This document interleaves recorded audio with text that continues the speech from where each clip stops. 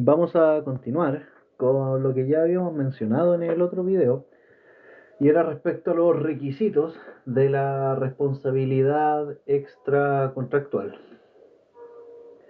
Los requisitos de la responsabilidad extracontractual son cuatro y son taxativos. Primero, capacidad del autor del hecho ilícito, que sea capaz de cometer un hecho ilícito. Segundo, imputabilidad del autor, sea que haya actuado con dolo o con culpa. Tercero, nexo causal entre el hecho ilícito y el daño. Y cuarto, la existencia de un daño. El punto 25 señala: mientras no se cumplan estos requisitos anteriores, que son capacidad del autor del hecho ilícito, imputabilidad del autor, nexo causal entre el daño y la conducta ilícita y la existencia del daño, mientras no se cumplan estos requisitos anteriores, no hay indemnización. Es importante en situaciones como el cómputo del plazo de prescripción, como lo señala el artículo 2332 del Código Civil. La regla general es que se entiende que los 4 años corren desde que se cometió el hecho material que causa perjuicios. ¿Qué pasa si los perjuicios sobrevienen con posterioridad? Bueno, aquí hay una discusión. El profesor Alessandro Rodríguez señala de que el plazo se empieza a contar desde el perjuicio en sí mismo, y otros dicen que en caso de que haya silencio u omisión, eh, se puede empezar a contar el plazo desde que cesa la conducta ilícita. Ya. Vamos con el primer requisito, que es la capacidad delictual o cuasi delictual. El autor debe ser capaz de cometer el delito o el cuasi delito. Y al igual que en materia contractual, la regla general es que todas las personas son capaces, siendo la incapacidad más bien la excepción. Los incapaces en materia extracontractual son los dementes, los menores de 7 años y los mayores de 7 y menores de 16 que hayan actuado sin discernimiento. Refirámonos a los dementes. Los dementes, el Código Civil se refiere a los dementes como aquellas personas que por cualquier motivo se encuentren privadas totalmente de razón, esté o no declarada su interdicción.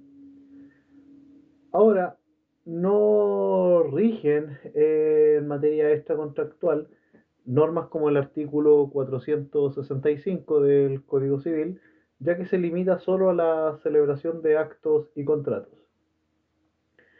Las exigencias de la ley respecto a la demencia en materia extracontractual es que sea total y que exista al momento de la comisión del hecho ilícito. Y ojo, no es necesario que la demencia sea permanente. El Código Civil tampoco dice nada en caso de los que se encuentren en un estado de inconsciencia derivado de otras causas, como por hipnosis o que estén drogados. Solo se refiere al ebrio, que es responsable del daño derivado de su delito o cuasi delito, conforme al artículo 2318 del Código Civil. Pero esta norma se entiende que es de aplicación general, por lo que se puede aplicar tanto al drogado como a cualquier persona que cae en un estado de inconsciencia por propia voluntad. Ojo con eso.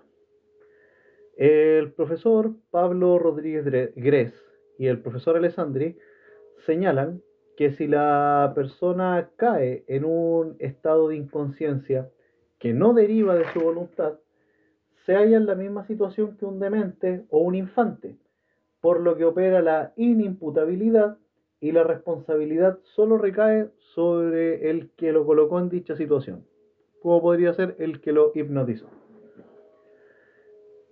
Vamos a hablar de los menores de 7 años, también conocidos como infantes. Estos carecen absolutamente de todo discernimiento, siendo incapaces totales, absolutos, de delitos y cuasi delitos. Lo relacionamos con el artículo 723 del Código Civil, en cuanto son incapaces de adquirir cosas muebles, tanto para sí como para terceros. Bien, vamos con el punto 29. El mayor de 7 años y el menor de 16 también es incapaz siempre y cuando haya actuado sin discernimiento. El artículo 2319 señala que queda a la prudencia del juez determinar si el menor de 16 ha cometido un delito o cuasi delito sin discernimiento. En principio son incapaces, pero también hay que plantearse otra cosa. ¿Cuál es el juez competente para determinar si el menor obró o no sin discernimiento? El profesor Alessandri dice que es aquel que conoce del proceso, que persigue la responsabilidad de la persona que deba o no responder por los actos de este menor de 16 años. El punto 30 nos habla de la responsabilidad de los terceros a cargo de los incapaces. Es lo que conocemos como la responsabilidad por hecho ajeno. En cuanto a la responsabilidad de los terceros a cargo de los incapaces, el mismo artículo 2319 nos señala que los daños causados por incapaces, aquí responden las personas a cuyo cargo estén, si es que pudiese imputárseles negligencia, desde luego. El guardián del incapaz solo responde si se le puede imputar negligencia, y en definitiva estaría respondiendo por hecho propio por no haber cumplido su deber de cuidado. Esto es una postura doctrinaria. Tanto es así que no tiene derecho a dirigirse contra los bienes del incapaz. Ya.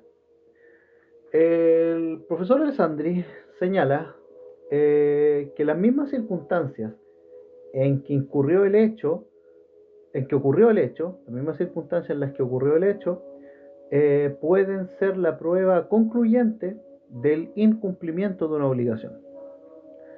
Vamos con el punto 31, que es la responsabilidad civil de las personas jurídicas.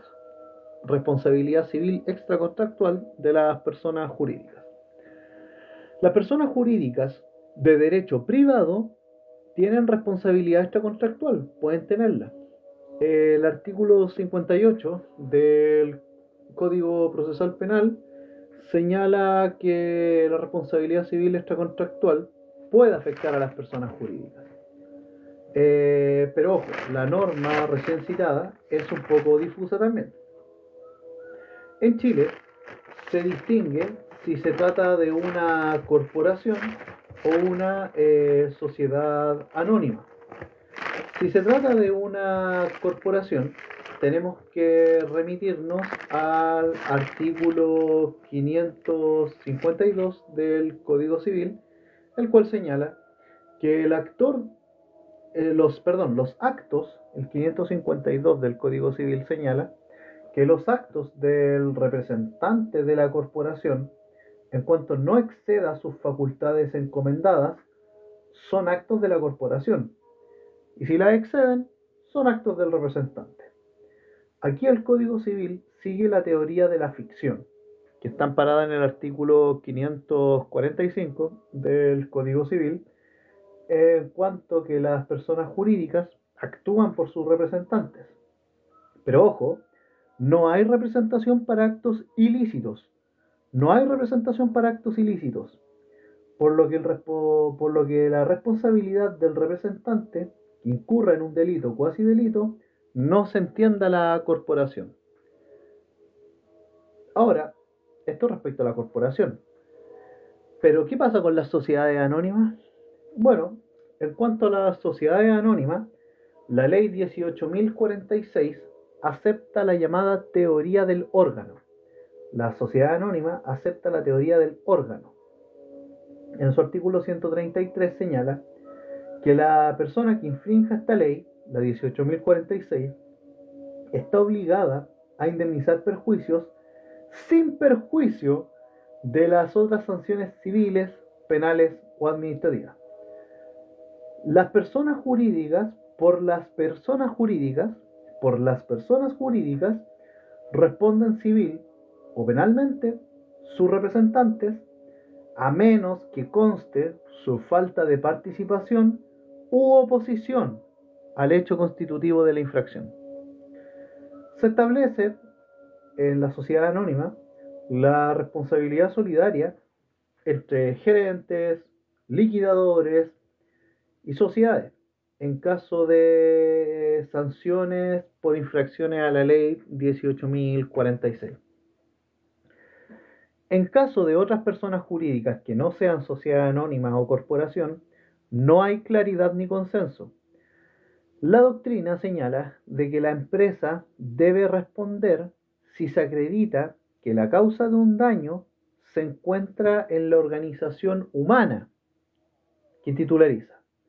Por ejemplo, un funcionario de la Universidad de Talca choca con un auto de la Universidad de Talca y causa un accidente con resultado de muerte de una persona, un transeúnte random. El conductor de este auto, el funcionario de la Universidad de Talca, responde por cuasi delito penal, cuasi delito de homicidio en este caso, y la Universidad de Talca, tiene responsabilidad civil por hecho ajeno, conforme al artículo 2320 del Código Civil. El punto 32 habla de el segundo requisito, que es la imputabilidad. Hola Moni, bienvenida. Muchas gracias por tu apoyo a este canalcito pequeñito. El segundo requisito es la imputabilidad. No basta causar daño para que se genere la obligación de indemnizar. No basta causar daño para que se genere la obligación de indemnizar. Es necesario que el hecho se derive de una conducta dolosa o culpable del autor. Aquí se sigue la teoría clásica, ya mencionada. Y ojo, hay una sentencia de la Corte de Apelaciones de Concepción del año 2001, la cual señala de que el despido de un trabajador por conducta inmoral es injustificado, por lo que no concurre la responsabilidad extracontractual, porque su conducta inmoral no tiene nada que ver ni con dolo ni con culpa. También quizás de qué hablaban por conducta inmoral en aquella época. Bien, ahora vamos a hablar del dolo y de la culpa en materia de responsabilidad civil extracontractual. Esta materia se revisa mucho en acto jurídico y claro, en obligaciones también es muy, pues la verdad es que es importante en todo el derecho civil, pero particularmente acá en derechos de daños es importante tener presente los siguientes puntos. En cuanto al dolo, el dolo, según el artículo 44, inciso final del Código Civil, es la intención positiva de inferir injuria o daño a la persona o propiedad de otro. El dolo puede ser positivo por acción o negativo por omisión, como por ejemplo tenemos la omisión de socorro.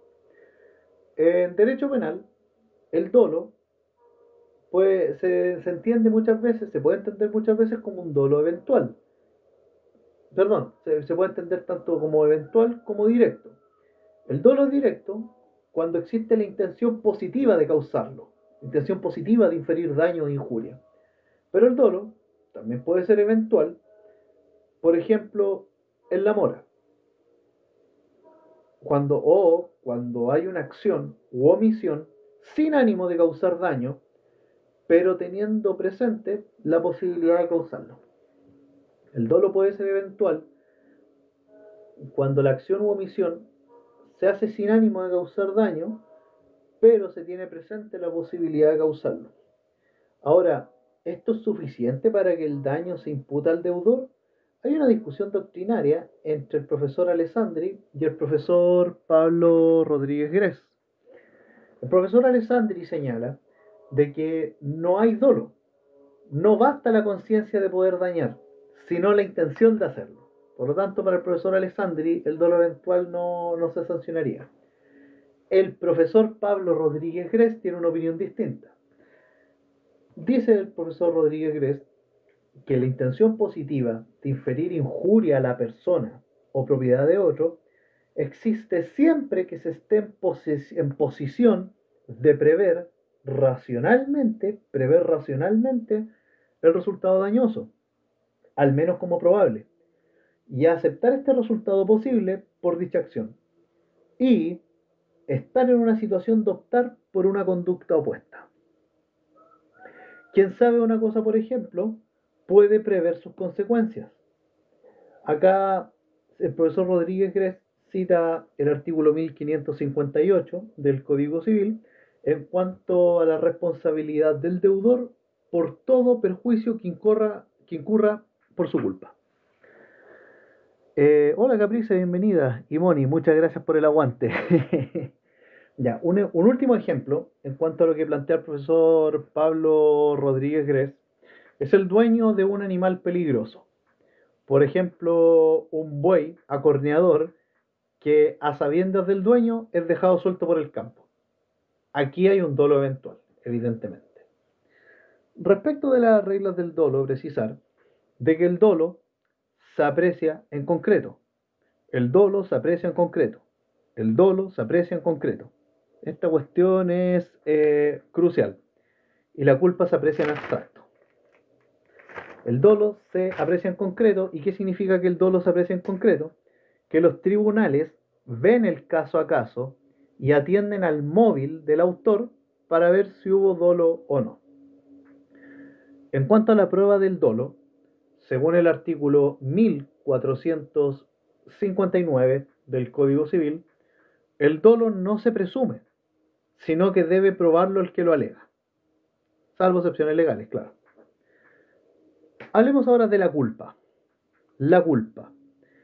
El profesor Alessandri la define como aquella falta de diligencia o cuidado que los hombres prudentes emplean ordinariamente en sus actos y negocios propios, tomando en cuenta la definición que otorga el artículo 44 del Código Civil, que es muy importante ese artículo, porque en materia extracontractual la culpa no se gradúa, pero en materia contractual sí.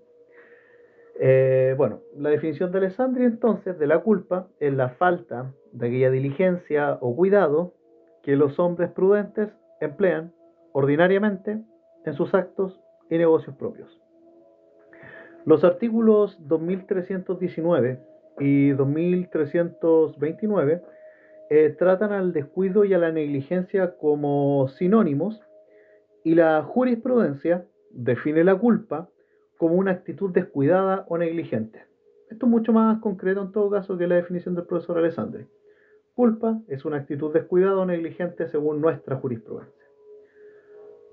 El punto 37 del manual de Ramos Paso nos hace un paralelo entre la culpa contractual y la culpa extracontractual, y parte señalando que en sí la culpa es la misma, porque en ambos casos se considera una conducta negligente o cuidada. La diferencia es que la contractual se gradúa y la extracontractual no. ¿Por qué en una se gradúa y en la otra no entonces? El artículo 1547 del Código Civil, 1547, impone un deber de cuidado distinto a los que suscriben tal o cual contrato.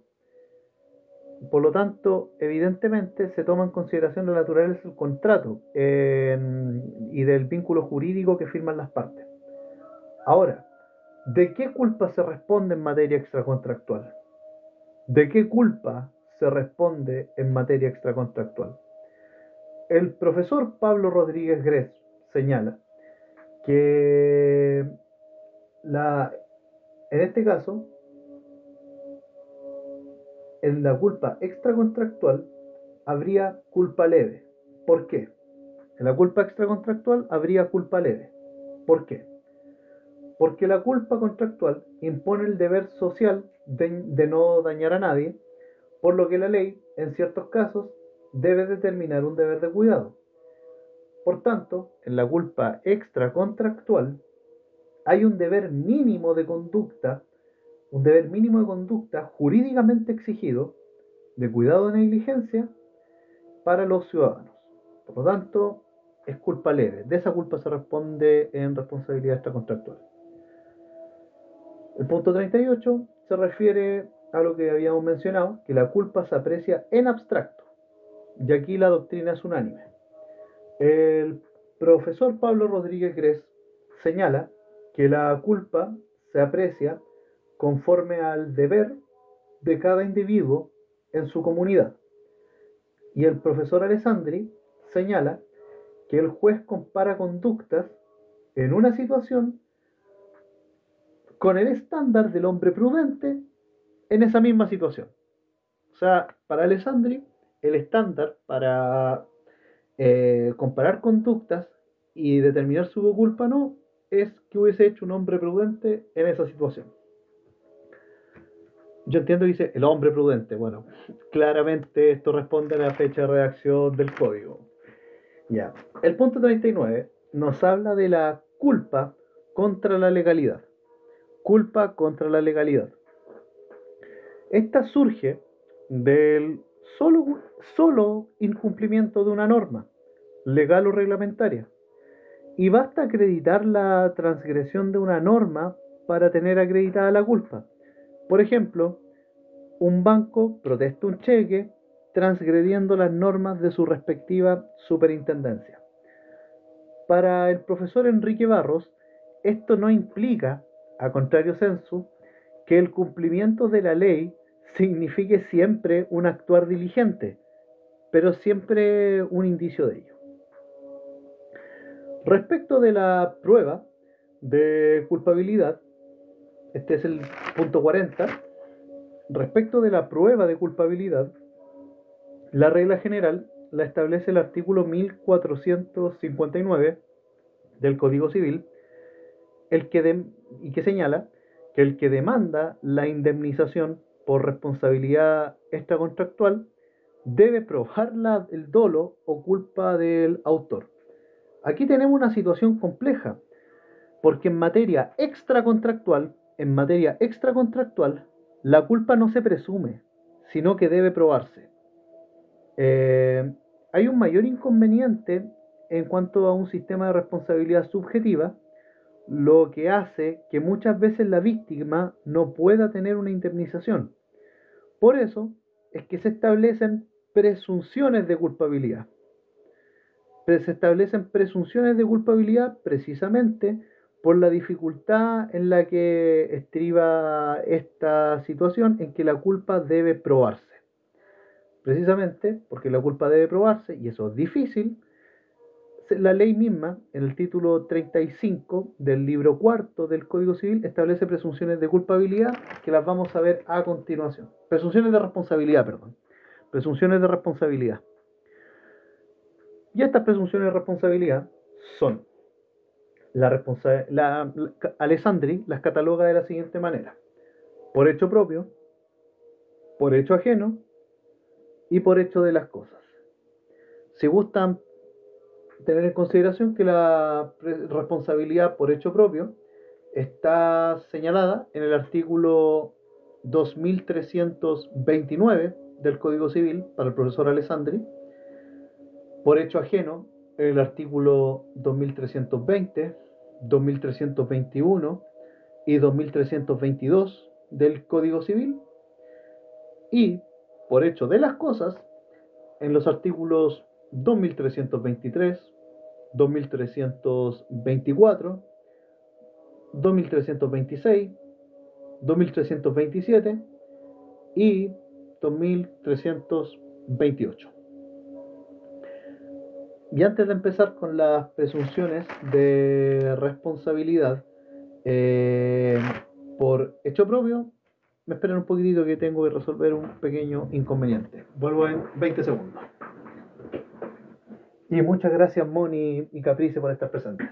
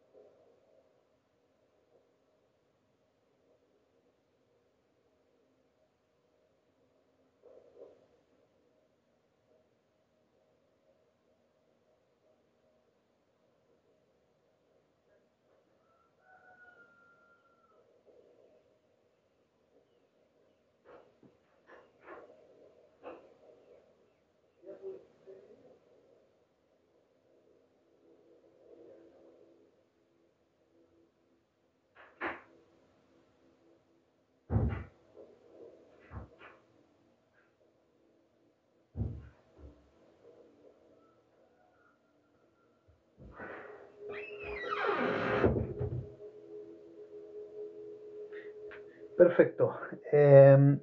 Ya, continuemos con la presunción de responsabilidad por hecho propio.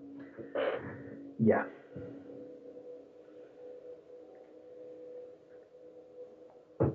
El profesor Alessandri señala, en atención al artículo 2329, es que es un hecho que por su naturaleza se le puede atribuir a su agente.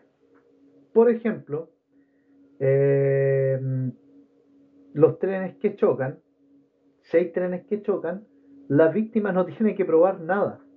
Se presume la culpabilidad de la empresa.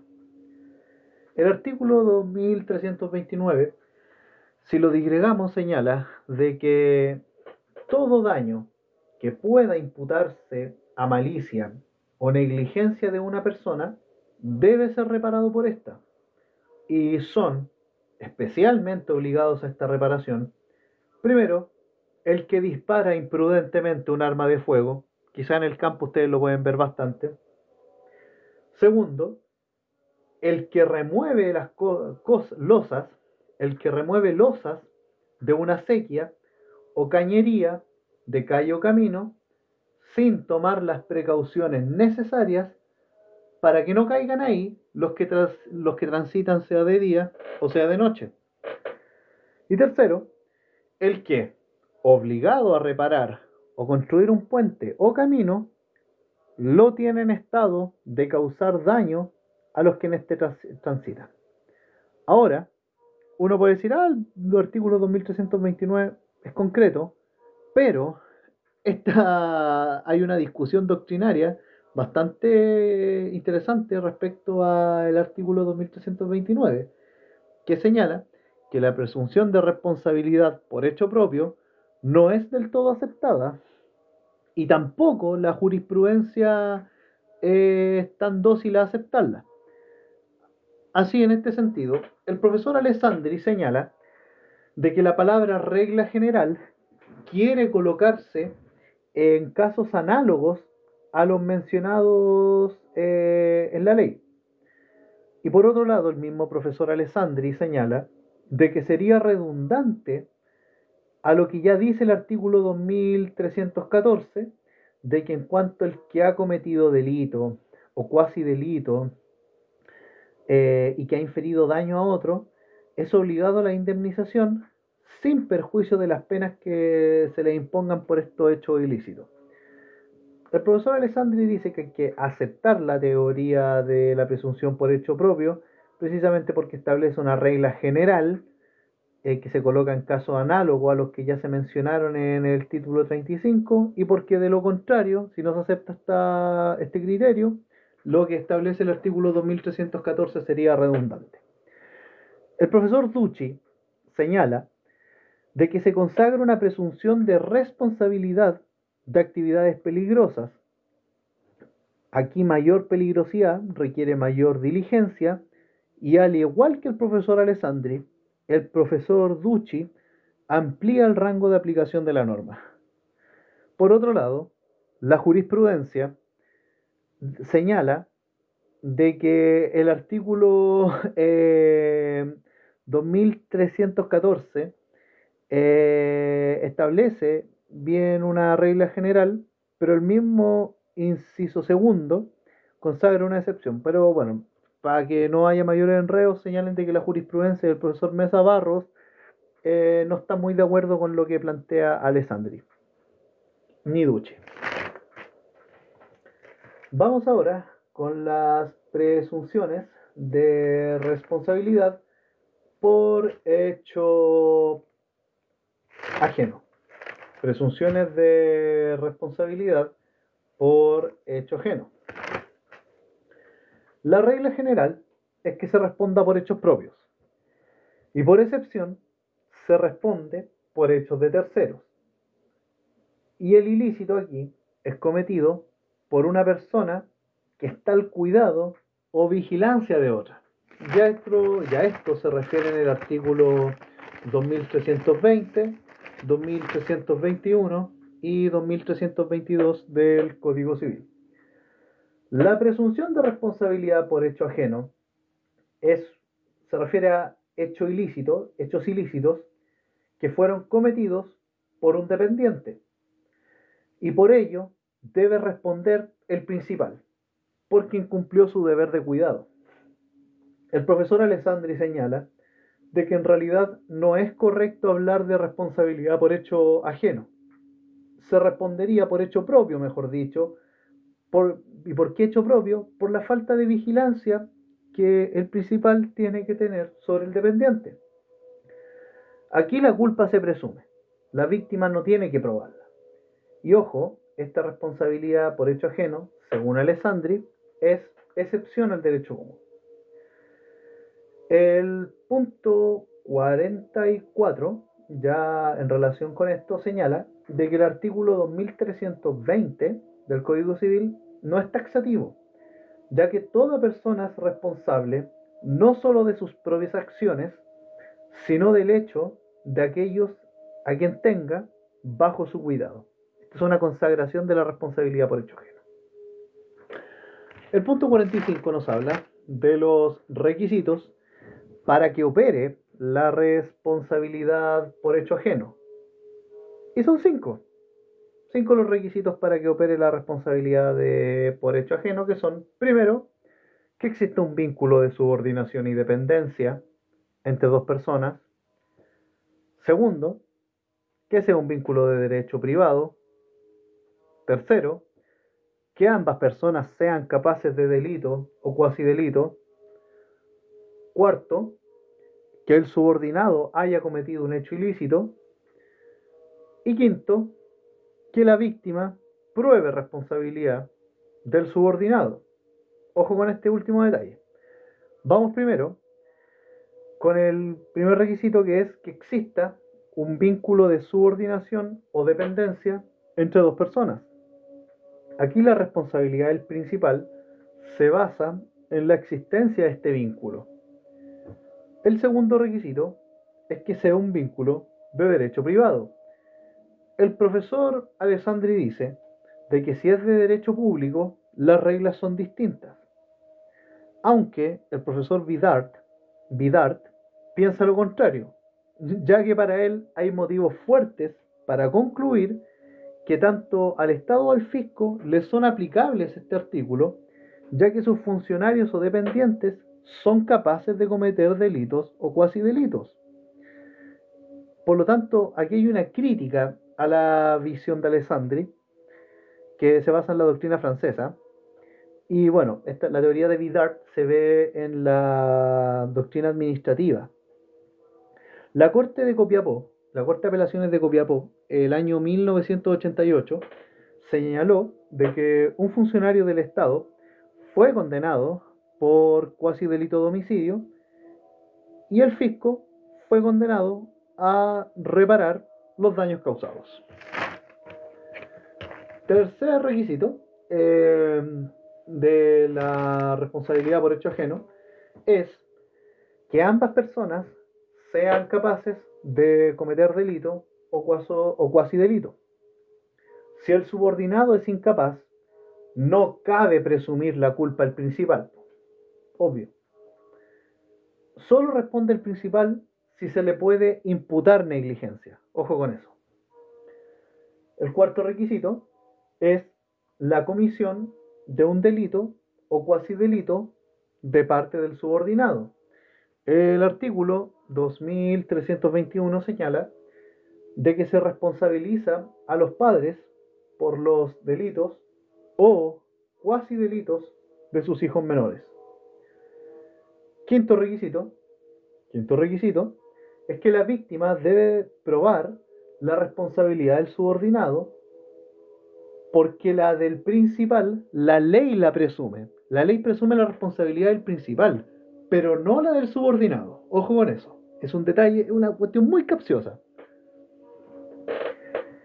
Alessandri señala de que la víctima tiene que probar, porque ya la ley presume la culpa del principal, pero la víctima tiene que probar el dolo o culpa del subordinado, el daño causado y la relación causal entre culpa y daño.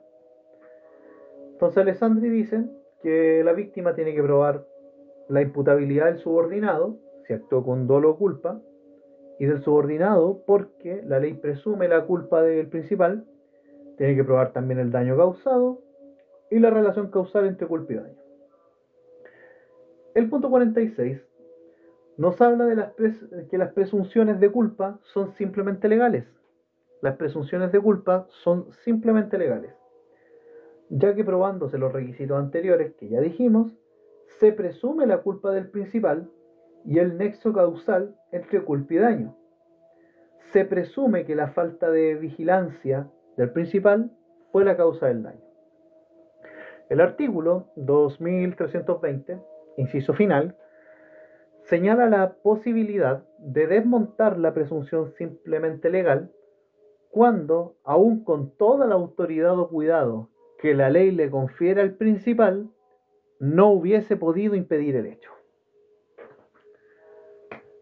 Vamos ahora con el punto 47 del manual de Alessandri, de Ramos Paso, que señala que hay excepciones que no permiten destruir la excepción legal, presunción meramente legal. Hay excepciones que no permiten destruir estas presunciones meramente legales. ¿Y cuáles son? No se admite prueba en contrario para estas presunciones meramente legales en los siguientes dos casos. Primero, que el hecho del subordinado sea orden del principal, que el hecho del subordinado sea orden del principal. En derecho penal lo pueden asociar con una forma de autoría mediata. Y el segundo caso es cuando el delito o cuasi delito cometido por el hijo venga o de mala educación o por hábitos viciosos que los papás le han dejado adquirir. Esto es una presunción de derecho, en toda regla. Y está en el título 35. Punto 48. Veremos acá que las presunciones de responsabilidad que se estudian, acá, que estamos viendo ahora, no privan a la víctima de su derecho para dirigirse contra el subordinado causante del daño. ¿Cómo eso? Por ejemplo, el empresario puede responder por sus dependientes, pero la víctima puede demandar tanto al dependiente como al empresario, sea en conjunto o por separado. Pero esto tiene un límite para la víctima, que primero puede accionar en contra de ambos, no puede accionar en contra de ambos por el total. O sea, demando los dos por separado, pero por el total cada uno no, porque lo contrario tendría una doble indemnización y habría enriquecimiento ilícito. Y por otro lado, si los demanda ambos, no hay solidaridad. Ojo con eso. Entonces los límites de la víctima es que no puede accionar en contra de ambos por separado por el total porque habría enriquecimiento ilícito. Y si los demanda ambos, no hay solidaridad. Vamos con el punto 39, que señala que el principal tiene acción de reembolso en contra del subordinado conforme al artículo 2325 del Código Civil. Pero ojo, carece de esta acción en caso de que el subordinado actúe por orden del principal o cuando el subordinado era incapaz de cometer delito o cuasi delito. El 49 bis, el punto 49 bis, señala de que la responsabilidad por hecho ajeno no se puede acumular. La responsabilidad por hecho ajeno no se puede acumular. ¿Cómo esto? La víctima solo puede invocar responsabilidad por hecho ajeno, de los artículos 2320 al 2322, solo puede invocar esta responsabilidad. Es decir, la responsabilidad de aquella persona que tenía a su cuidado al subordinado al momento del daño y no de los demás. Bueno, si no queda claro, un ejemplo. Un menor comete un hecho ilícito en el colegio, pero aquí se tiene que demandar al jefe del colegio y no a los papás. Así se ha fallado, salvo que se pruebe de que el hecho ilícito viene de mala educación o hábitos viciosos que los papás le han dejado de adquirir, pero eso es más bien una excepción. Pero la persona, la víctima, que invoca la responsabilidad, solo lo puede hacer respecto de las personas que tenían el cuidado del menor al momento de generarse el daño, de concurrir el hecho y generarse el daño. El ejemplo del niño que acabamos de decir en el colegio es fundamental. La excepción a la regla la da el artículo 2321 del Código Civil, que señala que cuando el hecho ilícito provenga de mala educación o hábitos viciosos que le han dejado adquirir, aquí se puede demandar a los padres. ¿Por qué? Porque los padres son siempre responsables de los delitos cometidos por sus hijos que conocidamente provengan de su mala educación o hábitos viciosos. El límite para demandar a los padres e incluso al curador de turno es que no se pueden acumular estas indemnizaciones en base a los criterios que ya dijimos. Bien, entonces cabría ver los casos contemplados en los artículos 2320 y siguientes del Código Civil sobre responsabilidad por hecho ajeno, y que serían los siguientes. Punto 51. La responsabilidad de los padres por el hecho de sus hijos. Esto está en el artículo 2320, inciso segundo, que hay un orden de prelación, que es: primero se le imputa al padre, y a falta de este, a la madre. Y bueno, estos dos, en ese orden, son responsables de los hijos menores que habiten. El fundamento de esta norma está en el artículo 222 y 224 del mismo Código Civil, porque los hijos deben respeto y obediencia a sus padres, y toca de consuno a los padres el cuidado personal de los hijos. Ahora, aquí hay una excepción, porque si el hijo tiene su peculio profesional o industrial y dentro de este comete un hecho ilícito, el padre no tiene responsabilidad, porque el hijo se mira como mayor de edad para el goce y administración de su peculio. Ahora, el profesor Ramos Paso discute esto último, en base al 2321 del Código Civil, porque los padres siempre serán responsables de los delitos o cuasi delitos de sus hijos menores de edad y que conocidamente provengan de sus malos hábitos o vicios que lo hubiesen dejado de adquirir.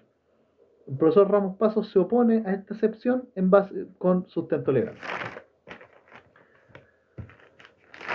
Vamos ahora con la responsabilidad de los artesanos y empresarios por el hecho de sus aprendices o dependientes. Responsabilidad de los artesanos por el hecho de sus aprendices o dependientes, bueno, hay que primero definir que un artesano es una persona que ejerce un arte u oficio meramente mecánico. Arte u oficio meramente mecánico. Y el empresario es una persona que por concesión o a contrata ejecuta una obra o servicio público. El empresario es una persona que por concesión o a contrata ejecuta una obra o servicio público. Téngase presente que solo tiene lugar esta responsabilidad si el aprendiz tiene un vínculo de subordinación y dependencia con el artesano o empresario.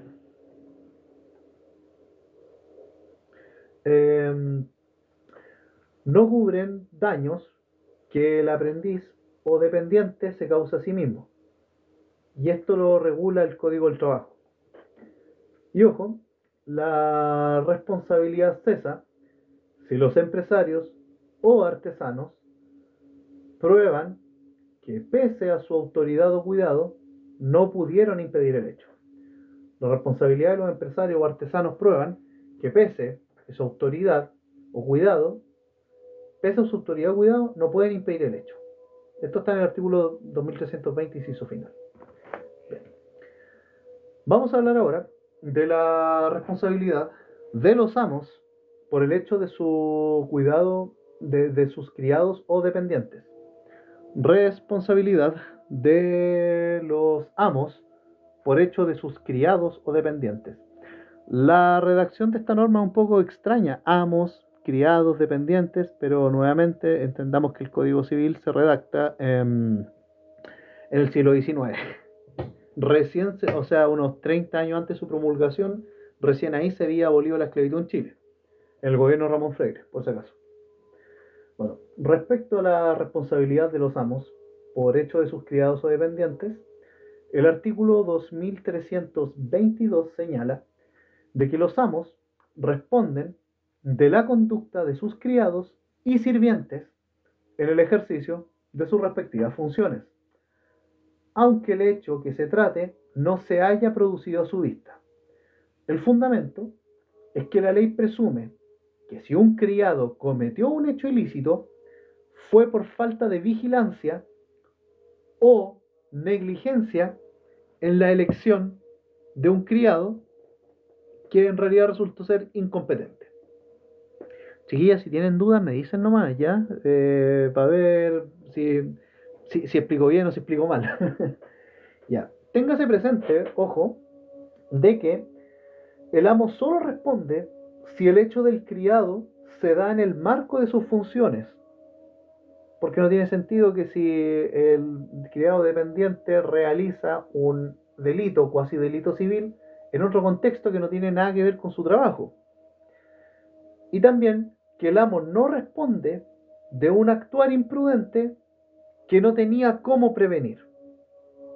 Hay una cuestión que no tenía cómo prevenirlo pese a su autoridad y etcétera. Ya. Vamos a hablar de la responsabilidad de los tutores o curadores por sus pupilos. Responsabilidad de tutores o curadores por sus pupilos. Oh, ya, Moni, muchas gracias. Muchas gracias. Bueno, aquí podemos destacar que la norma dice de que el tutor o curador es responsable de la conducta del pupilo que vive bajo su dependencia o cuidado.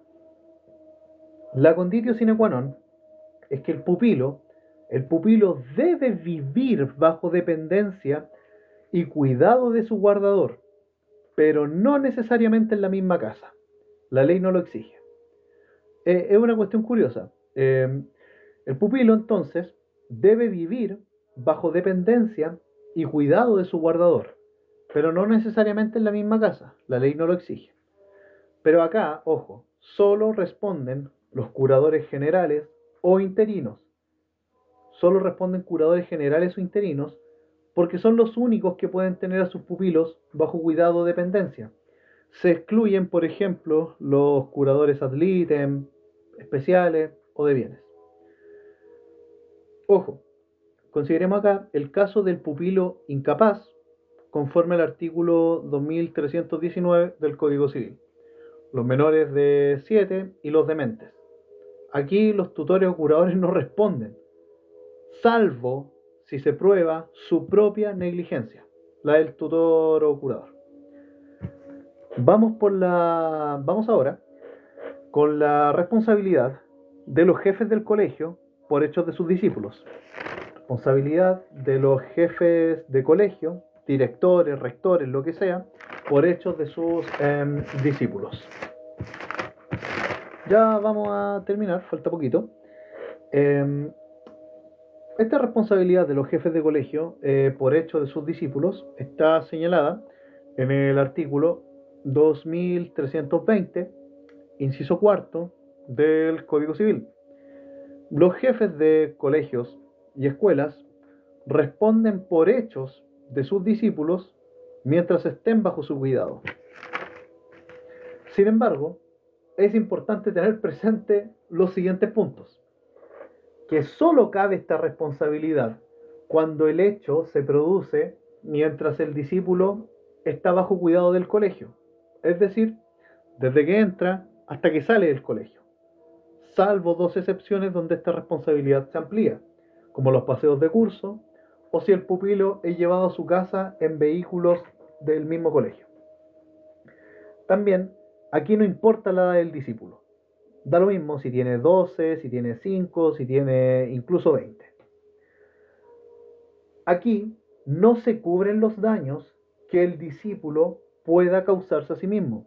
No se incluyen los daños que el discípulo se causa a sí mismo. No se incluyen los daños que el discípulo se causa a sí mismo. Las autolesiones del discípulo no se consideran. Ya. Ahora, ojo. Si el alumno se accidenta en el colegio, eso es distinto.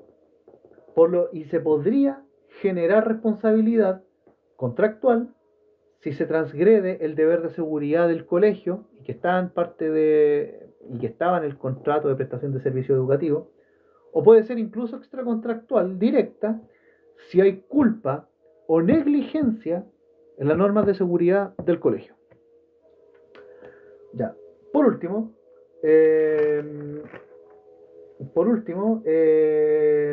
aquí se establece una presunción de aplicación general que incluye no solamente a los colegios, sino la educación parvularia, la educación primaria, secundaria y universitaria. Esto incluye la universidad, ojo, sin importar si es gratuito o si es pagado el servicio educativo.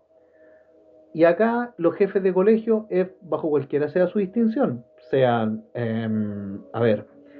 rectores, directores, decanos, etc. Pero tiene que ser jefe. Esa es la conditio sine qua non. Bien, vamos a hablar ahora de las presunciones de responsabilidad por hecho de las cosas. Presunción de responsabilidad por hecho de las cosas.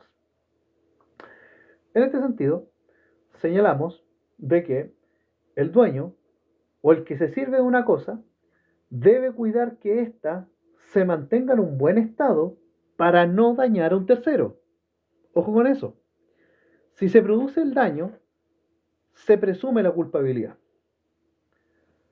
Y ojo, la responsabilidad por hecho de las cosas es taxativa y regula los siguientes casos. Primero, el daño causado por un animal, que está en los artículos 2326 y 2327 del Código Civil. El daño causado por la ruina de un edificio, en los artículos 2323 y 2324 del Código Civil. Y el daño causado por una cosa que se cae o se arroja de la parte superior de un edificio, conforme al artículo 2328 del Código Civil. Entonces, los casos que regulan la responsabilidad por hecho de las cosas son daño causado por animal, por ruina de edificio y por cosa que se cae o se arroja de la parte superior de un edificio. Vamos con la responsabilidad por hecho de los animales. Responsabilidad por hecho de los animales.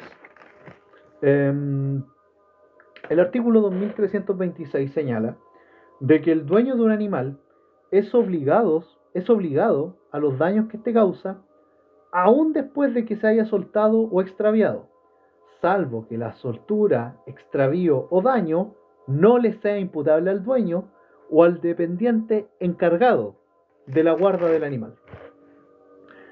Lo que se dice respecto del dueño aplica también para todo aquel que se sirva de un animal ajeno, salvo de su acción contra el dueño, si es que el daño sobreviene por una calidad o vicio del animal, que el dueño de este, de mediana prudencia y cuidado,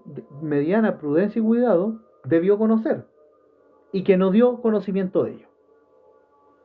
El artículo 2327 señala de que el daño causado por un animal fiero del que no se reporta utilidad para la guarda de un predio, como una anaconda por ejemplo, siempre será imputable al que lo tenga. Y si después éste alega que no le fue posible evitar el daño, no será oído. Esta es una verdadera presunción de derecho que está en el artículo 2327 del Código Civil. Téngase presente que un animal fiero es uno feroz o peligroso, como un león o una anaconda.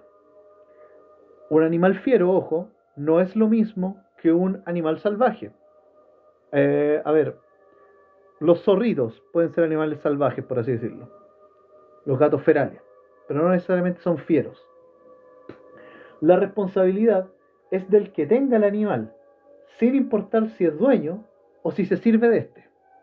La responsabilidad es del que se sirva del animal, sin importar si es dueño o si se sirve de este. Y ojo, la presunción de culpabilidad acá es de derecho. Vamos a hablar ahora de la responsabilidad por los daños que provienen de la ruina de un edificio. En estos casos, nos remitimos al artículo 2323 del Código Civil, que señala de que el dueño de un edificio es responsable ante los terceros, salvo en los casos del artículo 934 del Código Civil, que se refiere a los vecinos en casos de querella de obra ruinosa. Pero bueno, el 2323 señala de que el dueño de un edificio es responsable ante terceros de los daños que ocasione su ruina acaecida por omisión de reparaciones necesarias o por haber faltado al cuidado del buen padre de familia. Esto es culpa leve, según el artículo 44 del Código Civil. Ojo con eso. Si el edificio pertenece a dos o más personas pro indiviso, se divide entre estas la indemnización, a pro rata de sus cuotas de dominio. Bueno, el artículo 934 señala, esto ligado a la excepción que establece el mismo artículo 2323, de que no hay lugar de indemnización si no procede notificación de querella, si es que la víctima es un vecino. Este vecino, en su condición, debió interponer esta querella de obra ruinosa para que el edificio fuere demolido. Y si este vecino no actuó diligentemente y por ello se provoca el daño, no hay derecho a demandar indemnización. Tenía que hacerlo. Caso fortuito o fuerza mayor, ojo, no aplican caso del artículo 2323 del Código Civil. De la obra ruinosa, por ejemplo, un terremoto. Vamos ahora a hablar de la ruina proveniente por un vicio de construcción, pero que está también vinculado. Ruina proveniente de un vicio de construcción, señalada en el artículo 2324 también del Código Civil, que señala que si el daño causado proviene de la ruina de un edificio por vicio de construcción, procede la regla del artículo 2303 en su regla 3, que es que si el edificio perece o amenaza ruina en todo o en parte en los 5 años subsiguientes a su entrega por vicio de construcción o del suelo en el que se construyó este, que debía ser conocido por la persona que los construyeron, en virtud de su profesión u oficio, es responsable el empresario. Y si los materiales son suministrados por el dueño y no por el empresario, entonces el dueño es responsable, según el artículo 2000 del Código Civil. El artículo 2004, el artículo 2004 del Código Civil señala de que también responde el que, el que encargó la obra en calidad de arquitecto. Ojo con eso. O sea, dependiendo de la situación, puede responder la constructora, el dueño o el arquitecto. Para el profesor Hernán Corral, el perjudicado puede demandar tanto al constructor como al arquitecto. Puede que la norma se refiera solo a contratos de construcción a suma alzada, pero bien puede extenderse a todo contrato de construcción de un edificio. Ojo con eso. Ya. Vamos a hablar de la responsabilidad por el daño causado por una cosa que se cae o se arroja de la parte superior de un edificio. Responsabilidad por el daño causado por una cosa que se cae o que se arroja desde la parte superior de un edificio. Ya. Vamos avanzando, creo yo, relativamente rápido. Responsabilidad por el daño causado por una cosa que se cae o se arroja desde la parte superior de un edificio está señalada en el artículo 2328 del Código Civil y señala de que el daño causado por cosa que se cae o se arroja de la parte superior de un edificio es imputable a todas las partes que habitan la misma parte del edificio y la indemnización se divide entre todas ellas a menos que se pruebe que el hecho se debe a culpa o mala intención de una persona en exclusivo. Y en este caso solo responde esta exclusivamente. Para que opere esta responsabilidad por daño causado por cosa que cae o se arroja desde la parte superior de un edificio, los requisitos que tiene que cumplir son que, primero, el daño lo cause una cosa que cae o se arroja desde un edificio, desde una parte superior de un edificio. Segundo, que se arroje desde la parte superior de un edificio, claro. Y tercero, que esa parte del edificio esté habitada. La habitabilidad es crucial. La cosa que cae no puede ser parte del mismo edificio. Ojo con eso, porque si no estaríamos en el supuesto del 2323, que es la responsabilidad por ruina del edificio. Que no tiene que ser, en este caso, del 2328, no puede ser lo que cae parte del edificio. Ahora, mencionemos que en la responsabilidad por daño causado por una cosa que cae o se arroja desde la parte superior de un edificio, tenemos lo que se llama la acción popular. La acción popular. La acción popular, para evitar la caída de una cosa de la parte superior de un edificio, consta de lo siguiente, y también está en el artículo 2328.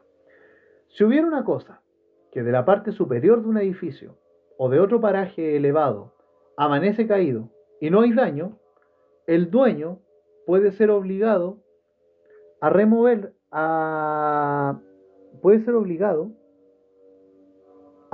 esta parte del edificio del que se cayó o su inquilino, propiamente tal.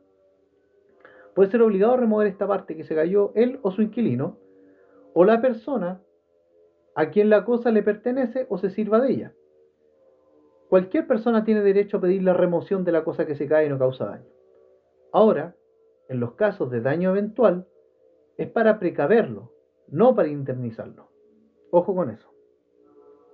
En caso de daño eventual, oye, esa cosa se puede caer, ya, la acción popular es para precaver un daño, no es para que a mí me indemnicen que esa cosa se puede caer, eso sería injusto, no, sería aprovecharse, sería rata, por así decirlo.